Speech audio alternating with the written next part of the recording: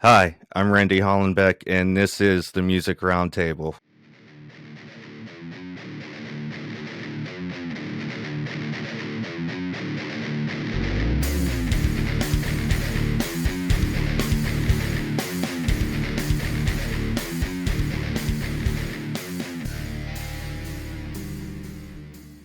Today on the show, I have Emmett and Jody from the metal band Transient.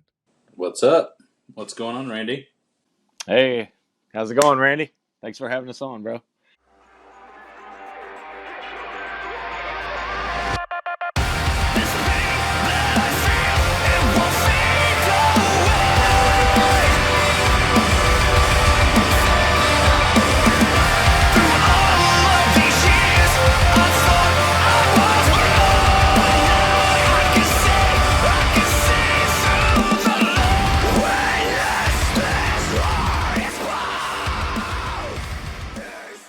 I wanted to talk a little bit about history, how you guys started playing guitar, and what age, and what got you into playing guitar. Actually, I'm normally a bass player. I've played bass for 24 years, and this is one of the first bands that I've decided to step over to guitar. Um, I like to say, like, jack of all, master of none, you know? Um, I play by ear, as a lot of musicians do, and so, like, I guess I dabble in little things here and there, so I, that's where I started. Probably, I don't know. I started playing bass when I was like 10. I was playing piano and saxophone and stuff in school before that, but I don't know. I always just kind of did a little bit of both up until today. So, Who are your influences on bass? well, try not to show my age here, but John Myung from Dream Theater. I do a lot of tapping stuff on bass, or I used to in some of my other bands, and so John Myung's a huge influence with that. Adam Deuce from Machine Head, of course, Trey from POD. Uh, and of course, I take influences from pretty much everything I listen to at this point. So that it's grown to unbelievably big list. Emmett, you want to go? Oh yeah, I actually, ironically, I also started out, or at least wanting to be a bass player. I was playing tuba in high school and junior high, and I just became really obsessed with just kind of the lower frequency, the backbone, and I at the time I was a really big fan of Joe Satriani. I mean, I really am still, but his bass player Stu Ham, and then like Victor Wooten and his album Show Hands.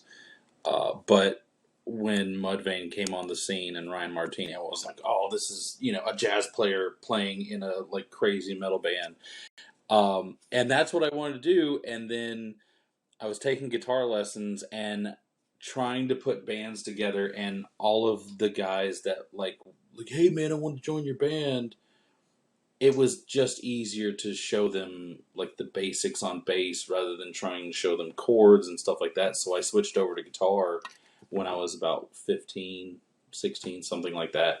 And I've just done that ever since. I've just always been a guitar player ever since. Which is funny because I just tune the guitar really low, and so it kind of feeds that need to be like, I guess, a bass player. So it's like we have two, we have two kind of bass centric guitar players in the band. How far down do you tune on your songs? We have one song in A, which is a song called Goodbye. Nightmare is in A flat, and then everything else is in G. So we tune pretty low. Um, we kind of like to bounce around um, uh, between those tunings. We probably won't ever go higher than A. We probably won't ever go lower than G. I wouldn't imagine. How did you guys form the band? Okay, so this whole thing, it started out as a solo. I wouldn't say solo project, a solo idea. Um, you know, I've always been, like I said, I've always played bass, and I've had the opportunity to be touring bass player for a few signed bands. And I don't know, I've always played rock, played alternative stuff like that, but I've never had a true chance to get, metal out of my system, which is usually what I listen to. And so yeah, I've been knowing Emmett for a long time. Same thing with the rest of the guys. I kind of get, been in the scene here in New Orleans for a good amount of years, and no disrespect to any musician here in the city, of course, but usually the formula is once one band fails, another one fails, you kind of mix up the members, you start over.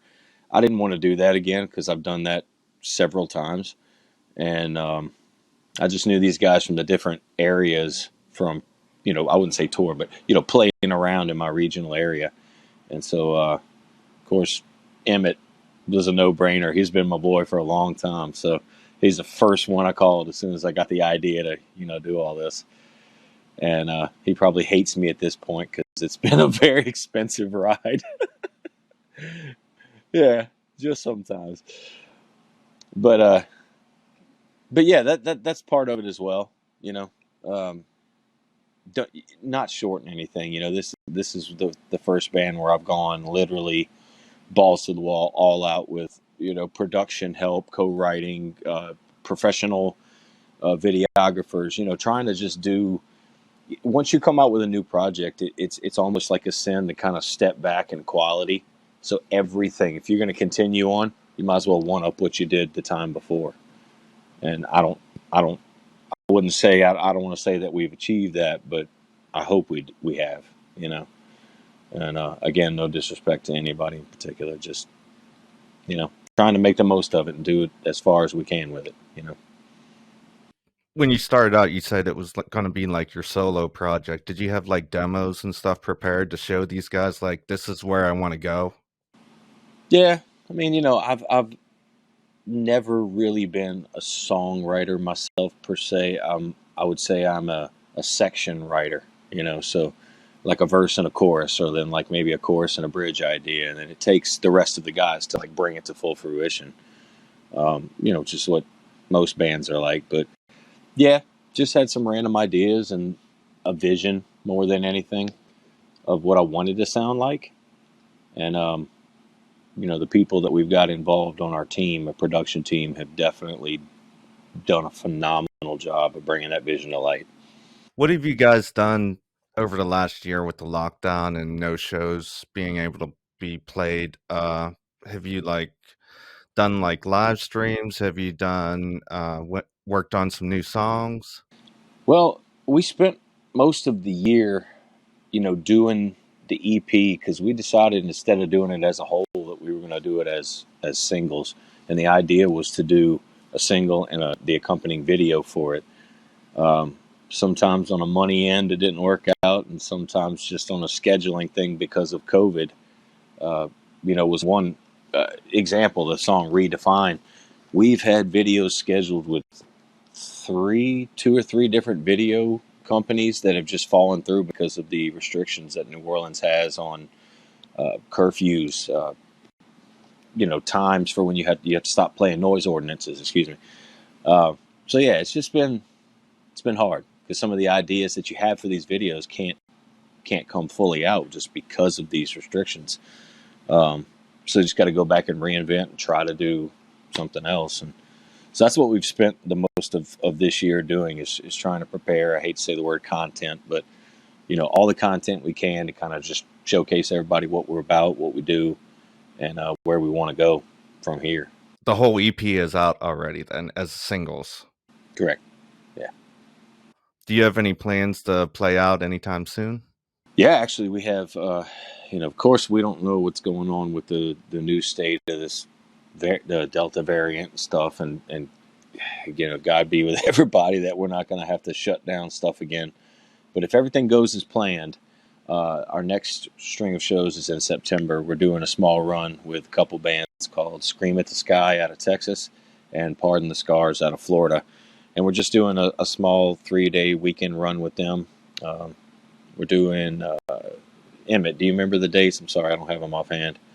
It is September 3rd, 4th, and 5th. It is right there on the Labor Day weekend. So we'll do Friday, Saturday, Sunday, and then I think it's Jacksonville first at Eclipse. Yeah. I think it's Warrior on the River in Tallahassee on Saturday, and then Alabama, the Music Box in Mobile on Sunday. And then we've got a couple of one-offs around Halloween. I think we're going back and doing Fort Walton Beach on October 29th. And then October 30th, we're doing Biloxi, Mississippi. And then, of course, Belux. Yeah, and then if all else works out, everything's good with Corona, we have a full, almost a whole month-long run planned in November with a band out of L.A. called Dark Station. We're going out that direction, so we'll see. Any shows up towards the East Coast, like towards Pittsburgh, anywhere around there? we are working on it. That will be next year, though. And as it's just 2021's been a gray area. It's just been a great year as far as not knowing what's going on, people trying to do something and then kind of having to pull back a little bit. So I think next year things are going to be a lot better as far as shows, a lot closer to normal, if you want to call it that. Yeah, we hope. Fingers crossed. Fingers crossed. We had a lot of fun on our Texas run that we did back in July, and so we very much want to get back out on the road.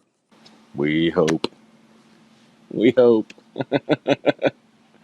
You have a song called Goodbye, and there's some really cool things going on in there guitar wise too, with like you guys going back and forth, like trading like guitar riffs, like chunky guitar. I thought that was really cool.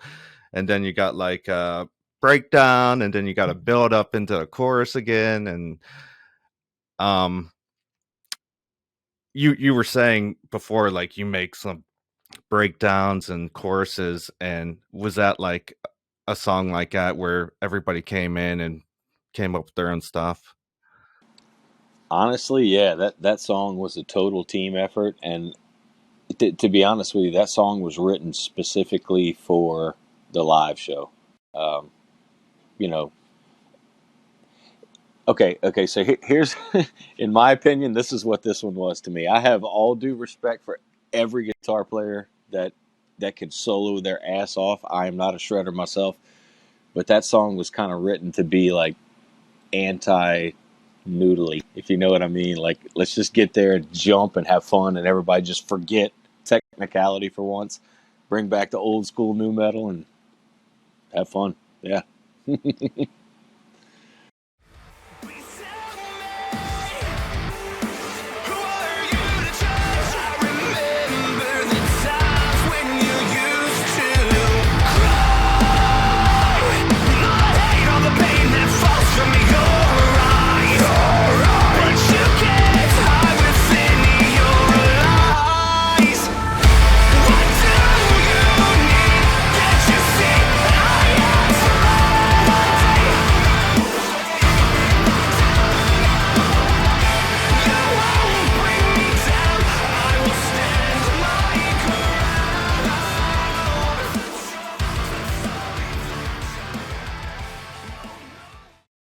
There's another song,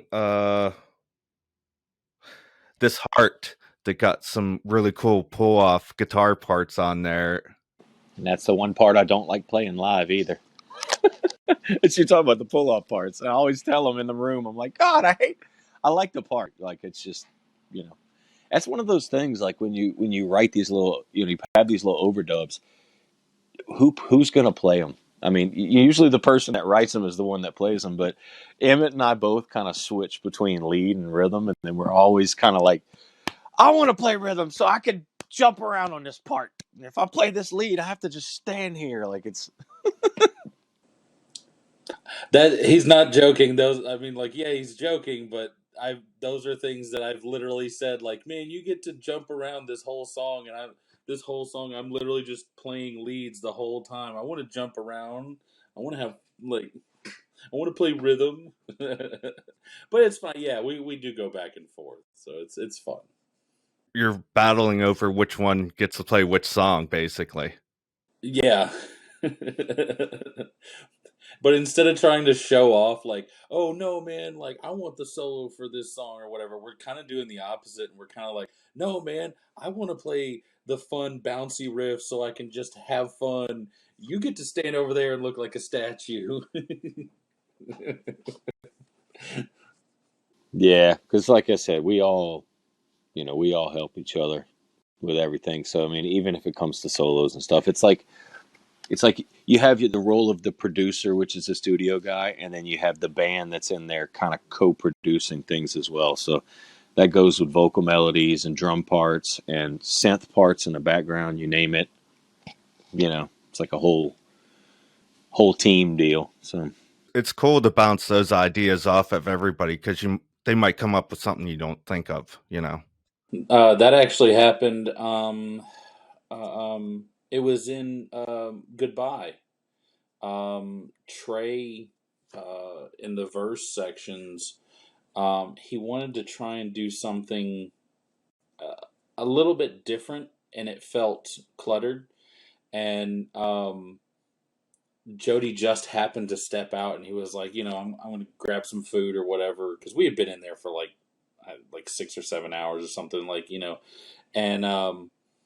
he's like, I'm going to go grab food, and so I said, okay, I'll keep an eye on Trey. And while Jody was out, it was just one of those things, like, I kind of got this light bulb, and I said, what if we try it like this? And between myself and our producer John and Trey, the three of us kind of came up with a new direction, which became the driving melody behind the verses for Goodbye, and I think it worked out great, because it has a flow to it, that's really not simple. It's catchy. It's just you can catch on to it quick, and it feels familiar at the same time. Yeah, that's what I got off of it too. It's familiar. It's catchy. It got all the good stuff in it, basically. That song. Yeah. What are you guys currently listening to as far as new music out there? got to drop that sleep token, Spirit Box, Architects. I mean, all of these bands are killing it right now. I mean, just constant dropping stuff. I'm sure I'm forgetting somebody. You make me want to pull out my music list here. Yeah, like I'm gonna have like my Spotify list is so like random. Um, I was listening. Oh yeah, Vala. Yeah, they're really good. Um, yeah, Sleep Token is definitely one. I always go back to like the favorites. Like I'm a huge Seven Dust and Deftones fan, so I always go back to them at least like once a week. But yeah, Sleep Token and Spirit Box are definitely getting lots of plays right now. Dude, don't forget about Lorna Shore. Boy, Lorna, I don't know if you like black death metal, deathcore. Dude, Lorna Shore has been dropping some unbelievable shit lately. Well, they got old dude from he used to be Awakened Providence, and then he joined Lorna Shore, and like I don't know what is it? What's the name of that song? Like To the Hellfire. Yeah, have you heard that, Randy? Dude, well, right before the breakdown, he literally summons like the demons from hell vocally, but like it's like a snarling pig demon thing, and it's acapella. It's acapella. It's brutal with zeros. It's BR00TAL. It's brutal. To the Hellfire. I was like 3 million plays already for a black metal band, death metal band. Like, I have to check out those bands. I only heard a few of them. I've never heard of Sleep Token. Where are they out of? UK, they are like very, very artsy. If a groove based gent band like married mixed with like The Cure or something like that, because it's that very kind of I don't want to say goth. Yeah, it's like avant garde, kind of borderline gothic in a weird way. But like you can like the guy only ever talks about like love, the highs and lows of love. And they're a mystery band. Nobody knows who they are. And I hope they keep it that way because I can't stand when bands drop gimmicks. I don't want to know who they are. There's nothing like him. They are an entity unto themselves. Um, but yeah, them, Spirit Box, Tetrarch, band out of Atlanta. They're pretty cool. They got kind of an old school new metal vibe.